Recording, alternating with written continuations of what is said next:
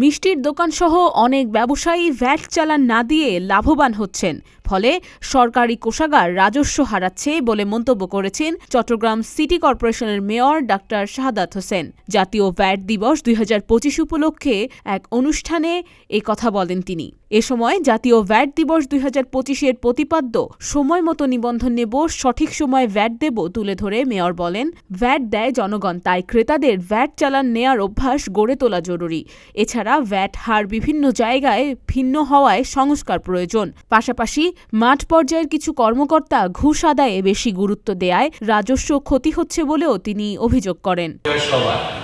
সব ব্যবসায়ীরা ক্ষতিগ্রস্ত হন, ভোক্তা ক্ষতিগ্রস্ত হয়, আলটিমেটলি আমাদের রাষ্ট্র তথা দেশ ক্ষতিগ্রস্ত হয়। তাই ফাঁকে অন্যান্য প্রশাসনিক সংস্থাগুলো একসঙ্গে কাজ করতেছে, টেকনোলজি ব্যবহার করে করতে থাকে, অনেক কিছু সামলাতে হয়, কিন্তু তৎসত্ত্বেও আমরা নিয়ম